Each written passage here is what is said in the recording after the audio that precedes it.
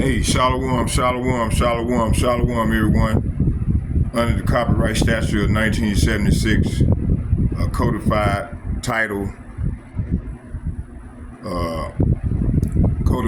Title 17 U.S. Code, established a modern framework for copyright law in the United States.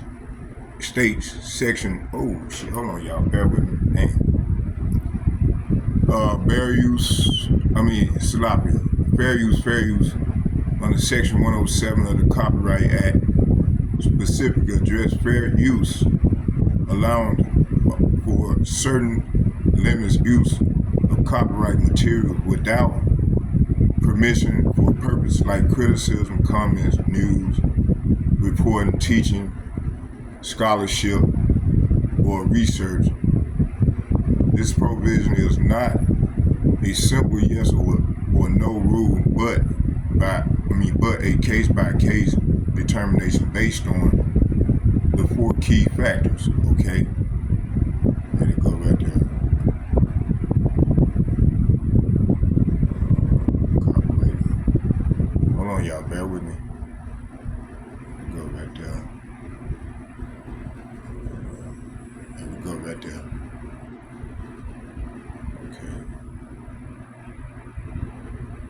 Okay, fair use. I'm not getting paid for this, strictly for educational purposes, scholarship, criticism, so on and so forth under the copyright statute.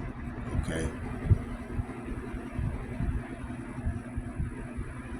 So I'm showing y'all this. Okay. Fair use. Okay. Let's get it. So let's go into, let's watch these videos. Y'all know how I get down. Y'all know how I get down, okay? So, let's go. Let me see here. I go back to Dr. Wolf. I like the way he breaks things down, and then we can link it up to, through the spirit. We can link it to Bible prophecies. Okay, let's go. The war in Vietnam, 30, 40 years ago, or longer, 50 years ago. Our enemy there was the Communist Party of Ho Chi Minh in North Vietnam. The United States lost the war. The United States is a big, powerful, rich country. Vietnam, let alone North Vietnam, is the opposite. Been poor a long time, very limited military resources, and on and on and on. And the United States lost. Who runs Vietnam today? It's the Communist Party, the same party that was the adversary in that war. Who runs Afghanistan today? The Taliban. Who was the enemy of the United States in that war? The Taliban. Who left Afghanistan? The United States. What did the United States do in Afghanistan? Fight a war which it lost. It went to war in Iraq. I don't know exactly what they thought their goals were, but they didn't achieve them. And they're now losing in Ukraine, which has been a war between Russia on the one hand, and then Ukraine / the U.S. on the other. These are signs of a serious problem for an empire, because it has fought several wars with countries much smaller, much poorer, much less militarily organized, and lost over and over again. That's a sign of an empire in trouble. But it's the least of it. Here's another one. In economics, we have a measure. It's a very crude measure, but it's a measure of the size of an economy. It's called the GDP, Gross Domestic Product. Many people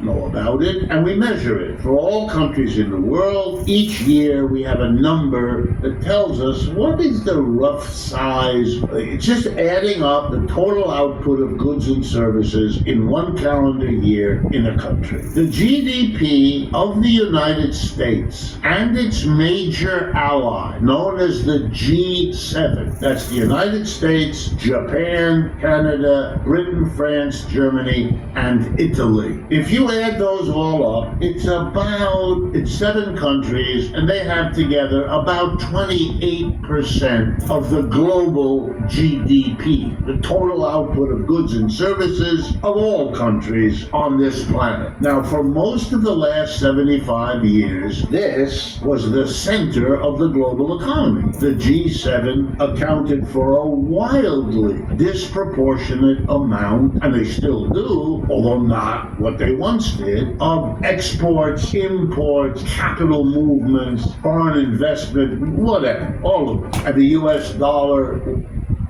Why are we called Northern Tool and Equipment and not Northern Tool and Tomfoolery? Unlike the big box stores, when you ask one of us, do you have a 3,000? And the US dollar, what? I would like to bring a scripture or two. Let's get it.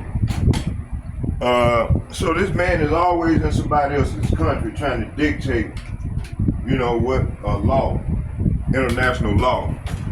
And this is what this man have done for over 70 some years.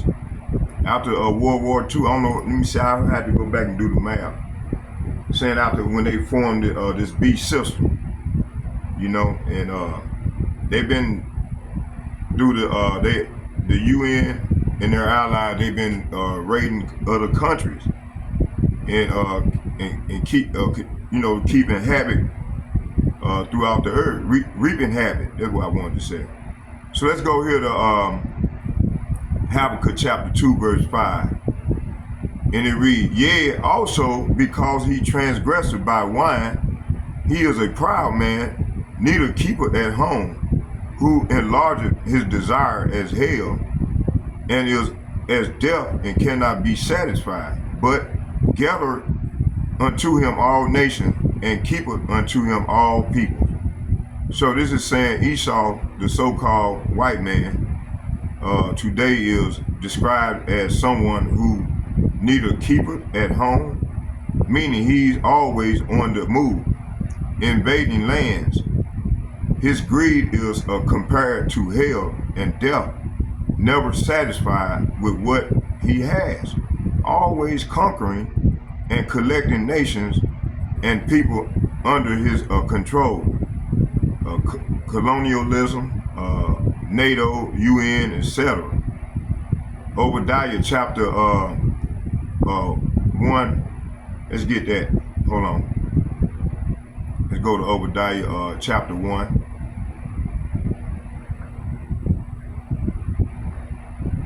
Obadiah chapter 1, verse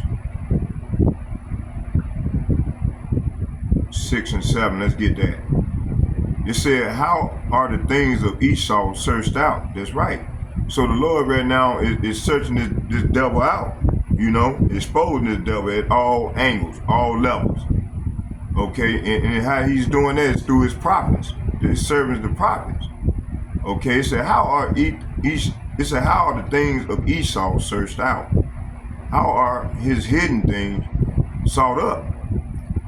So right here it's saying, every nook and cranny of Edom will be searched and looted. Every treasure will be found and taken. Verse 7, all the men of thy confederacy, say what? All the men of thy confederacy have brought thee even to the border. The men that were at peace with thee have deceived thee and prevailed against thee. They that eat thy bread have laid a wound under thee. There is none understanding in him. So what is this saying? It's saying here all your allies will turn against you. They will help to chase you from your land. They will promise you peace while plotting to deceive and destroy you. Your trusted friends will set traps for you, and you won't even know about it. See, so this is what these people are doing, man. Let's go back and watch some of the video.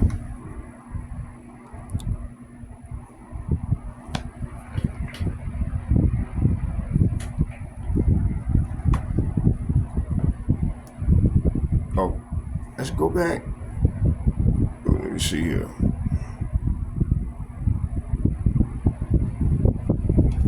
Hold on, y'all, bear with me. There we go.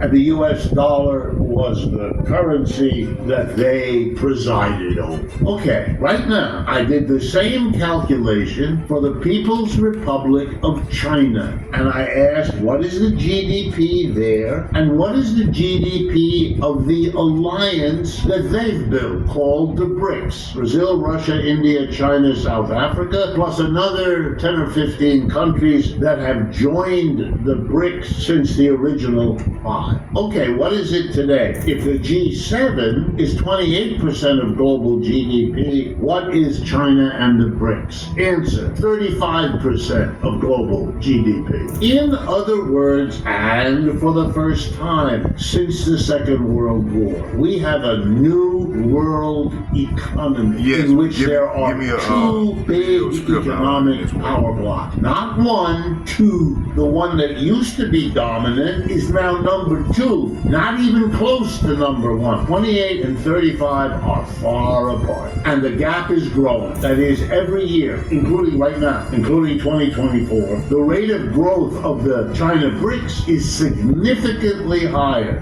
double or triple what it is in the West. I'll give you, if you want the numbers, I have them all in my head. I work with this stuff every day. I can tell you. In other words, the gap is actually growing worse to the favor of China, to the disfavor of the G7. This is a total transformation. I'll give you a couple of ideas of what it means. Now, when any country in Asia, Africa, Latin America, or increasingly now in Europe too, when there's a need for a railroad to be built somewhere, or a port to be built or expanded somewhere, or a proper medical system to be established, where do the representatives, public or private or partnerships, where do they go? Do they go to Washington and London the way they always did? Yes, they do. But when they're finished, they don't go home. They get on an airplane and they go to Beijing or New Delhi or Sao Paulo, and they ask for the same support, an export market, an import, capital investment, whatever. They ask the Chinese and their allies, here's what we got in London and New York. Can you do better? We don't favor either of you,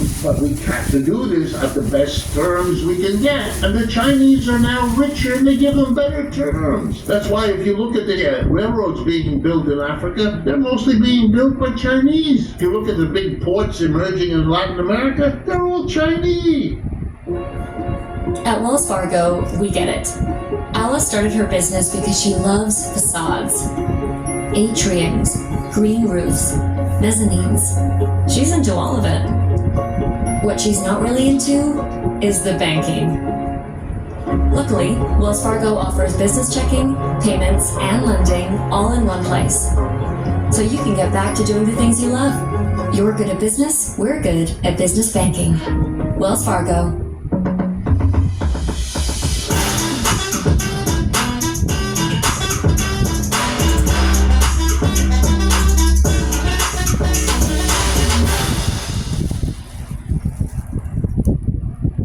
There's no mystery here, but to not see what it means, you gotta be crazy. You have to have a level of denial that is stupefying. If you add up the population of China and the BRICS, it's between 50 and 60% of the people on this planet. The United States has 4.5% of the people on this planet, and the G7 has under 20%. There's no comparison. And now that China has shown us that it can match high-tech development on a par with that of the United States, which they have done. Every great high-tech company here, Apple, Amazon, Intel, you name it, has an analog, has an equivalent in China. And in a number of cases, the Chinese now are already ahead of the Americans. Electric vehicles, no contest. The Chinese won that. Solar panels to convert the sun into electricity, the Chinese, and we're not going to catch up because they keep making advance. The best battery for an electric car has been produced by the BYD Corporation, a Chinese car company that can now recharge your car in 5 minutes. It takes less time to recharge the electric car than it takes to put gasoline in your car the way we have always done, and changes everything. So the problem in the United States is that when I go through it, and I could keep going if you want, this morning's headline, either in Bloomberg or the Wall Street Journal, gives you another way of understanding. Okay, let's get some scripture. It said Obadiah chapter 1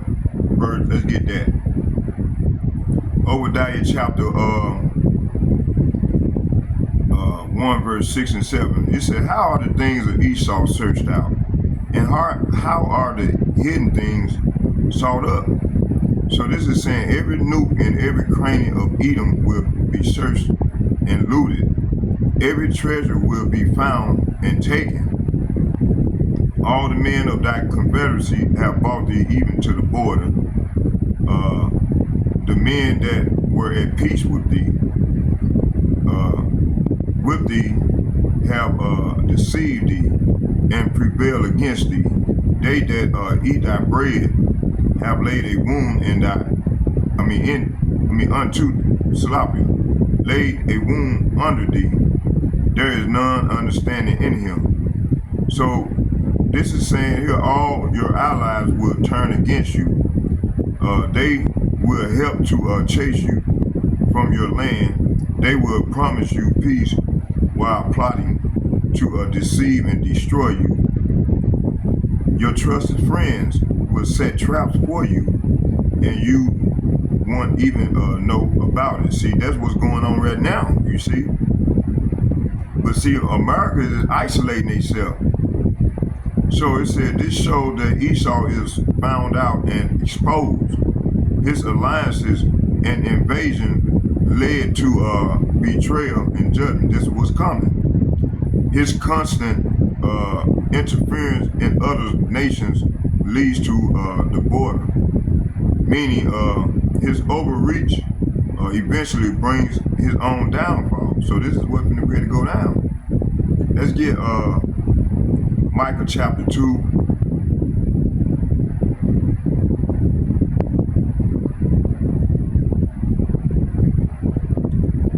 Micah chapter 2. In verse, I'm going to start at the top. It said, woe to them that devise iniquity and work evil upon their beds. When the morning is light, they practice it because it is in their power. And it is in the power of their hands. So this verse here is saying, what sorrow awaits you who lie awake at night, thinking of evil plans. You rise at dawn and hurry to carry them out, simply because you have the power to do so. So hey, this is what these people have been doing for all these hundreds of years, okay? Verse 2. And they covet fields and take them by violence, and houses they and take them away. So they oppress a man and his house, even a man and his heritage. So right here it's saying, what sorrow awaits you who lie awake at night, thinking of evil plans. You rise at dawn and hurry to carry them out, simply because you have the power to do so. When you want a piece of land, you find a way to seize it. When you want someone's house, you take it by fraud and violence. You cheat a man of his property, stealing his family's inheritance. Hey, this is what they did to the Negroes, Latinos, and Native Americans. You know, this is what they did and claimed to be us. Okay. So this speaks about Esau, M.O., coveting land, taking it by violence, and stealing homes, land inherited. He doesn't stay in his house, in his own territory, but seizes others through military force, treaties, and deception. Okay, let's get Psalms chapter 49.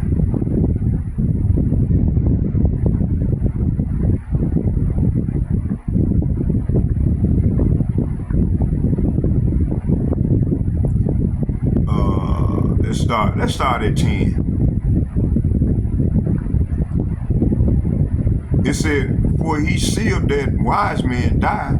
Likewise, the fool, say what? Likewise, the fool and the brutish person perish and leave their wealth to others. So this is saying those who are wise must finally die. That's right. So they're gonna finally die, man, in that due season. Just like the foolish and senseless leaving all their wealth behind.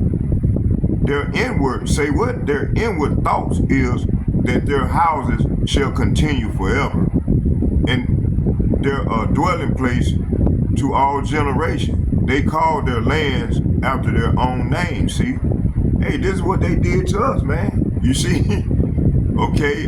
This verse here is saying the grave. Say what? The grave is their eternal home. So that grave is not gonna be literally underground.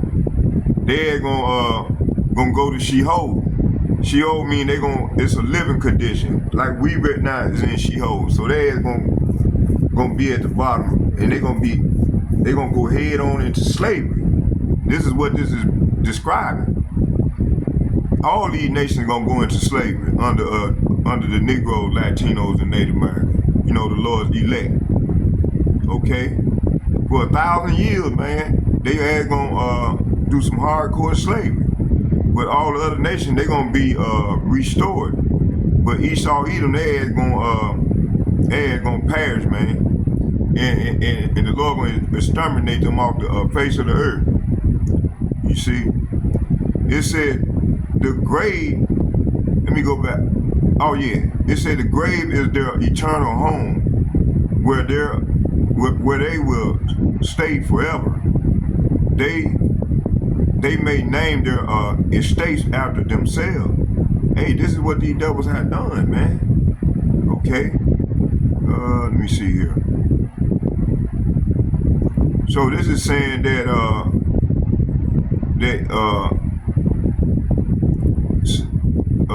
their inward thoughts is their houses shall continue forever, and their dwelling places to all generations. They call their lands after their own names. Wherever, like Scipio Africanus, Amerigo Vespucci, see, there you go, right here. Let's see, wherever Esau goes, he renamed the land. Like Africa after Leo Africanus, and America after Amerigo Vespucci. I wouldn't even want to say that. Oh, praises. See, that's the spirit. He steals land and acts like it's his inheritance.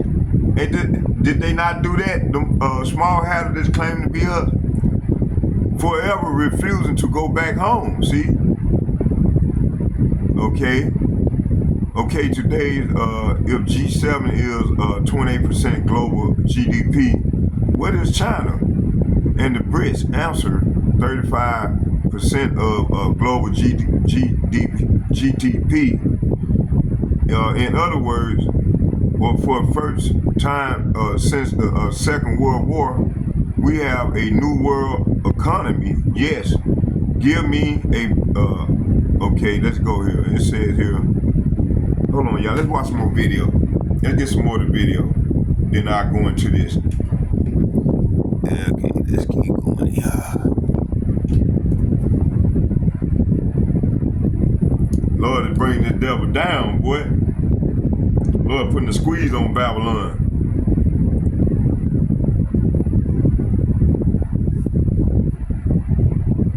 You another way of understanding it. A survey has been done, and it shows that the number of young men, not women, men going to college after they finish high school is dropping dramatically.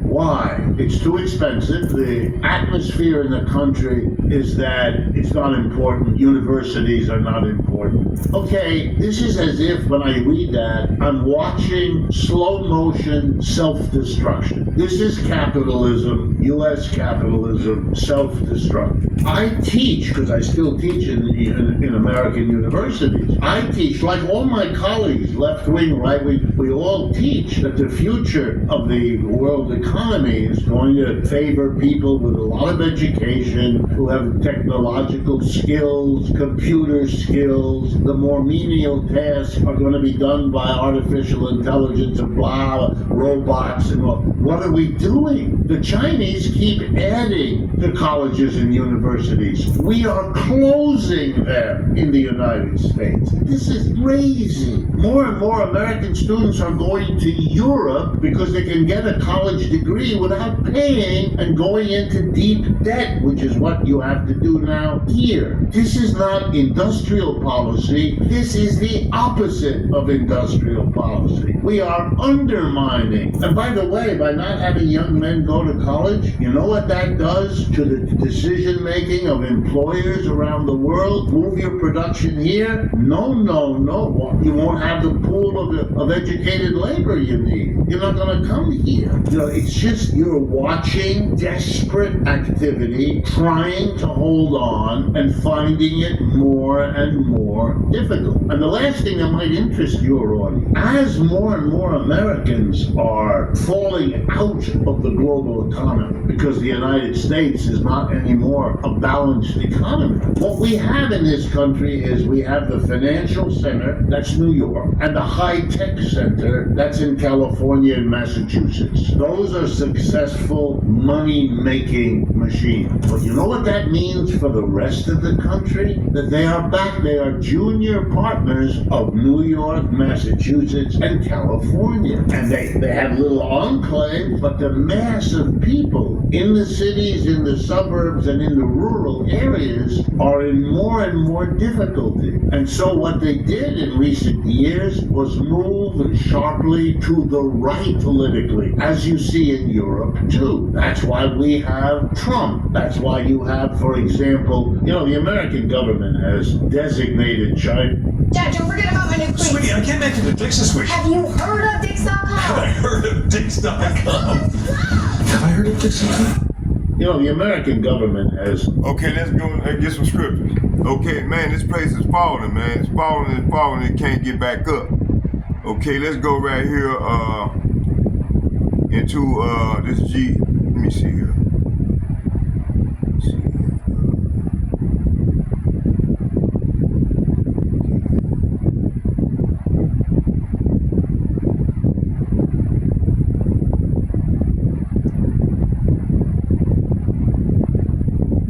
Okay, yeah. See, Babylon is falling. Why the world no longer looks to the west alone. It's a prophetic rise of the east, which is Southwest Asia. Decline of Western hegemony. Okay. The voice with visual abandoning factories in the U.S. and rising skylines in Asia. Once all roads lead to Washington and London, it said if you need funding for a port, if you need funding for hold on here, man.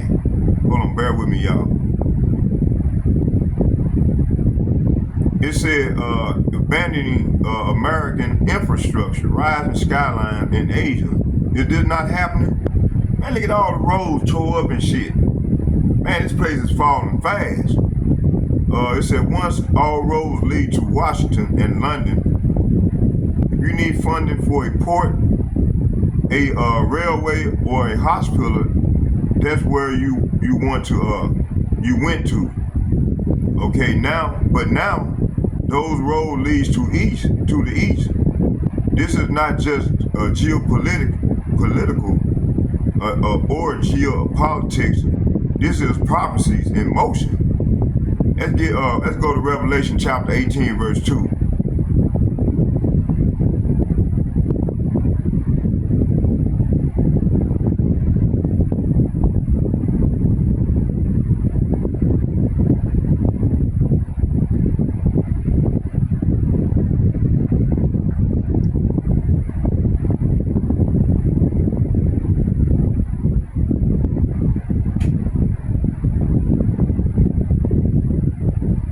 said, and he cried. Let's start at 1. It said, and after these things, I saw another angel come down from heaven, having great power, and the earth was lightened with his glory. Hey, that's right. His words. Hey, his word. It said having the earth lightened with his glory. So this, how is lightened with his glory? It's this word. It's this word that's lightened his hopefully elect men to go out and spread the gospel and to wake up the ones that he's going to wake up on this side. And that's what's going on. It said, after all this, I saw another angel come down from heaven with great authority, and the earth grew bright. Say what? The earth grew bright with his splendor. See, this word. And he cried mightily with a strong voice, saying, Babylon the great is falling. No, it's coming up. Babylon the great is falling. No, it's coming up. Babylon the great is falling, and is become the habitation of devils, and the hole of every foul spirit, and cage of every unclean and hurtful bird. You see? So this is what we seeing, you see? And when it said habitation of devils, it's talking about people. And the whole of every foul spirit. So these people got foul spirits on them, man. And it said, and the cage of every unclean and hateful bird. This is representing people. Okay, it said he gave. It said after all this, I saw another angel come down from heaven with great authority, and the earth grew bright with his splendor. He gave a mighty shout. Babylon is falling. The great city is falling. She has become home of demons. See? She is the hideout. Say what? She is the hideout for every foul spirit. A hideout for every foul vulture and every foul and dreadful animal. Man.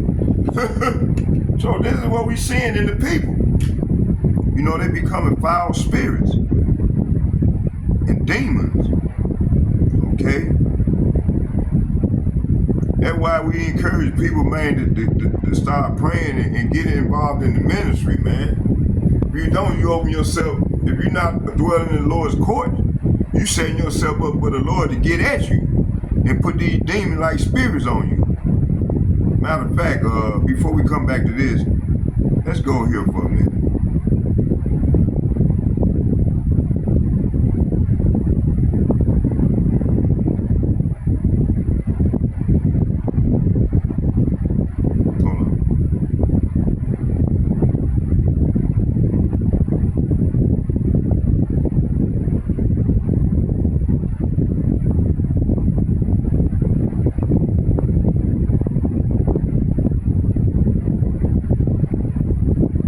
See, you know, hey, start with the elder apostle and the like-minded men on down. You know, hey, we gonna dwell in the courts of the Lord, man. You know, when the people like this brother, man. You know, I thought it. You know, he said the people that claim to have his phone. I told him, why don't you turn the phone in so the brother can get his phone? I'm just gonna wait on him to call me. Stop sending me this stuff. You know. So, hey, so this person here is saying, and a lot more of them that get on my page, they rejecting the Lord. They rejecting the Lord. They ain't rejecting me. They think it's me. No, I'm just a servant.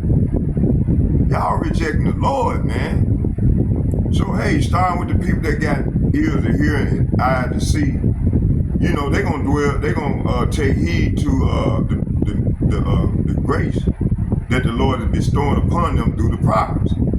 You know, the Lord had to put on my spirit to go out and prophesy and meet people and add them onto the page so they can learn, you know, what's going on. That's a privilege. That's the Lord trying to extend his arm out one more time before he brings this destruction.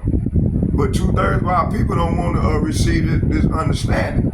So they is going to have to learn the hard way, that death by pain. Let's watch some more of the video.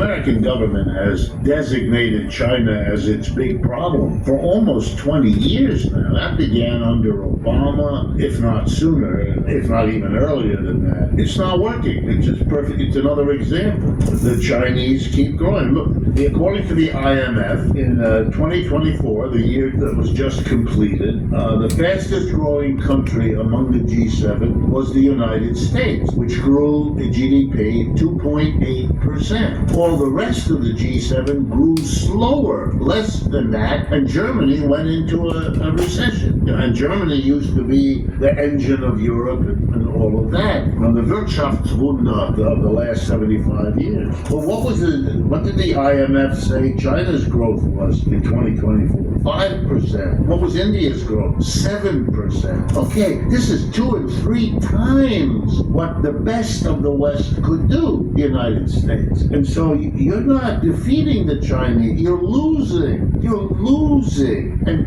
when you're losing, you have to face it so you can minimize your losses, at the very least, and reverse the situation if you can. I don't see us doing that. I think here's the evidence I would point to if I had to. Literally over the last 3 or 4 days, the Chinese, Xi Jinping, their leader, has made it crystal clear. You keep putting tariffs on us, we won't go as far as you do. The Chinese very cleverly always wait and respond so that the blame for the whole process goes on the initiator, the United States. And then they're very careful to raise less than quite equivalent. That's theater, because at these levels it's immaterial. And the Chinese are busily organized. Style and substance in the GMC Sierra. Or get 0.9% APR on these Sierra models, or get over $5,300 total value.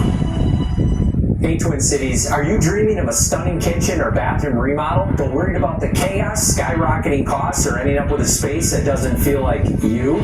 Remodeling can turn into a homeowner's worst nightmare. Projects stretch on for weeks, leaving your home a dusty mess. Unexpected costs pile up, draining you of your hard-earned savings. And worst of all, you're left wondering. The Chinese are busily organizing how to avoid any trade with the United States. And now here comes the alliance with the BRICS. They have an ongoing alliance with 55 to 60% of the people of the world. That's their resource to try to find alternative markets, to try to find alternative sources. Lest anyone be under a mistake, let me remind you about something having to do with the Ukraine war. When it begins in February of 2022, the president then of the United States, Joseph Biden, the Secretary of State, Blinken, and others, said that this was a war that would collapse the ruble, that would collapse the Russian economy, would see the end of Mr. Putin as a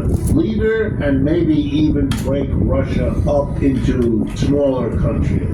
Unbelievable. None of that happened. Russia's growth in 2024 was faster than that of the United States. That's the IMF.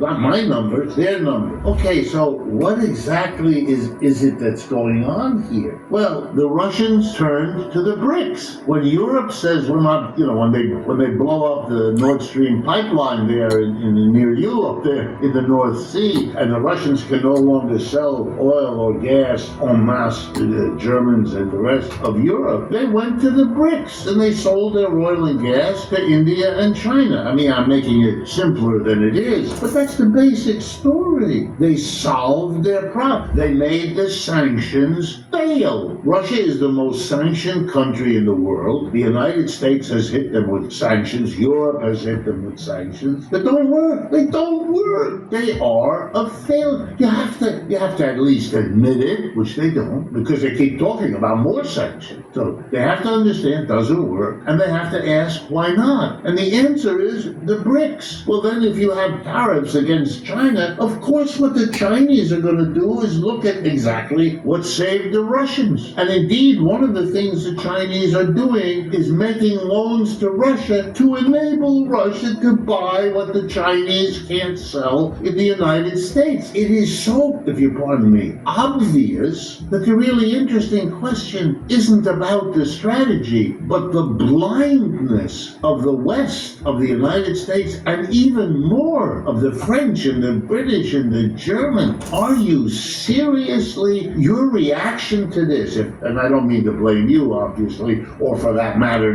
Norway, which is not responsible for this, but when I read in the newspaper that Friedrich Merz is going to borrow money in the name of Europe to build a German military with $800 billion, I mean, are the rest of you in Europe going to allow finally that Germany will have the military? Because Germany will never be able to intimidate the United States and China, but it will be in a position, if it has that kind of military, to oppress you again. My God, perversions emerging from this blindness, this denial, should worry Europeans. It worries me. My mother was born in Germany. My mother is born in Berlin, and my father in France. I speak French and German since my childhood. I'm an American. I'm born here and work here and all that. But, half of me is still part of the European culture and all of that. And I'm very fearful. What I see is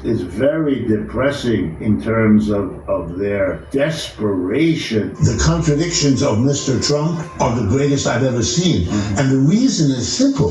He understood better than most politicians that he has to win the election. He's already a billionaire, so he doesn't need to get more money, and he wants it, but he wants to win, and he will say anything. Now, other politicians are like that, but there are limits. He didn't have many limits, Mr. Trump. And so what he did was to say whatever this audience he thought would like to hear. He knew who he couldn't reach, cannot reach the basic unionized working class. I mean, with some exceptions, but he cannot reach them. He'll make a few efforts, but he does understand those are not his people, and black people are not. Why are we called Northern Tool and Equipment and not Northern Tool and Tomfoolery? Make a few efforts, but he does understand those are not his people, and black people are not his people.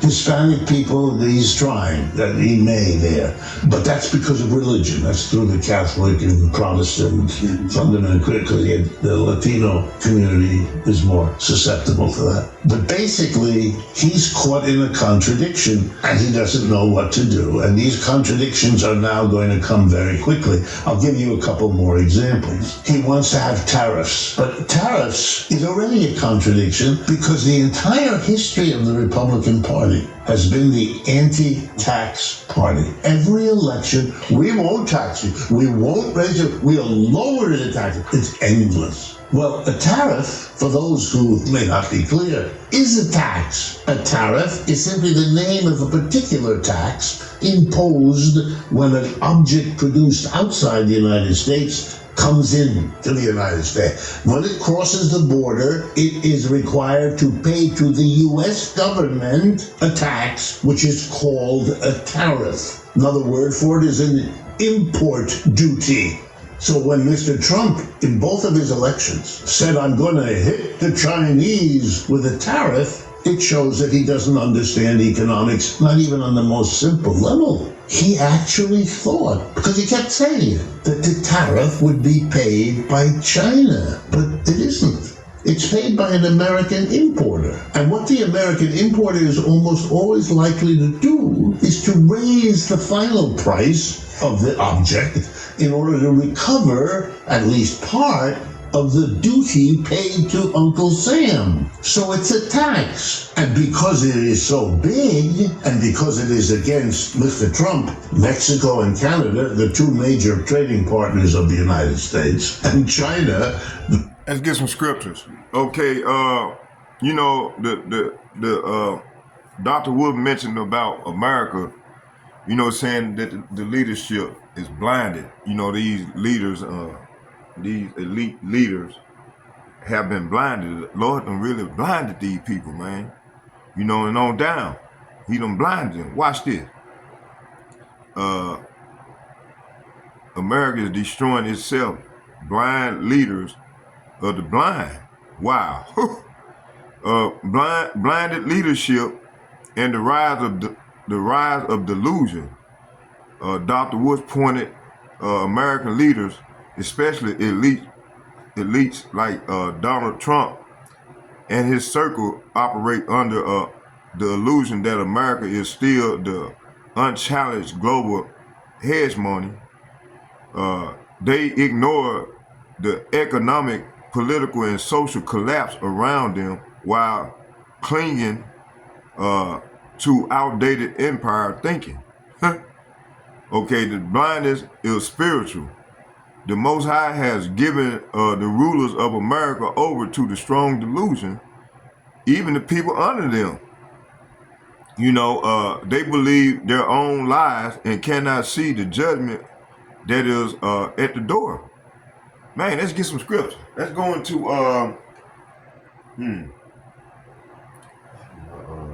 you know what? Let's get it. Isaiah. Let's go to Isaiah chapter 29.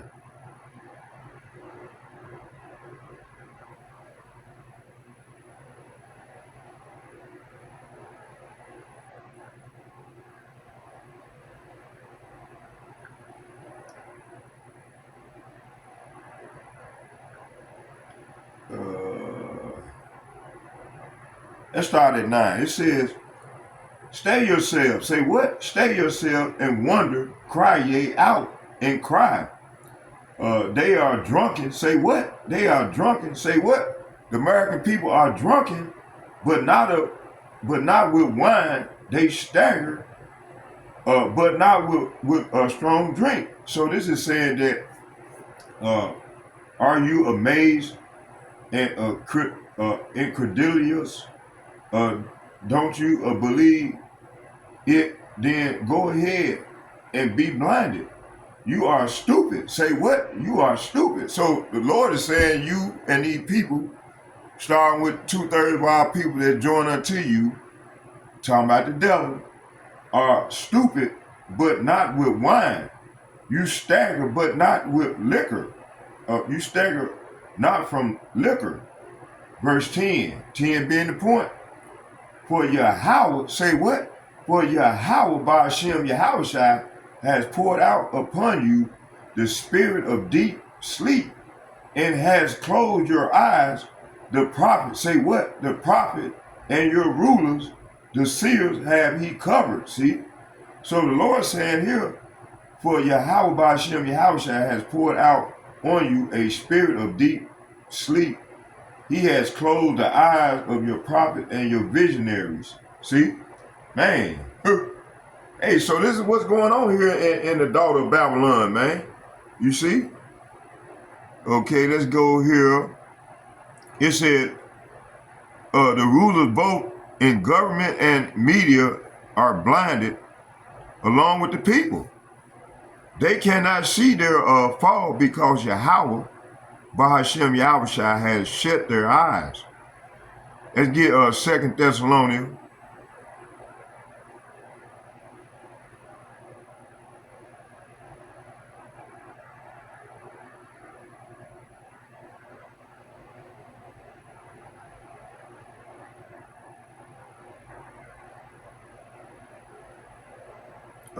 Let's see here. Let's start here.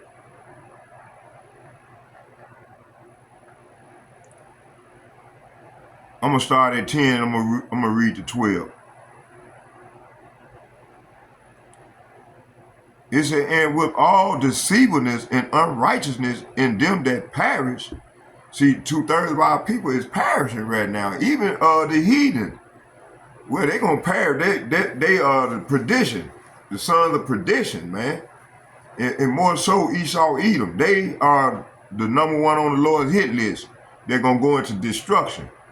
Okay, but he gonna use Esau, Edom to get at 2/3 of our people, man, that join unto him.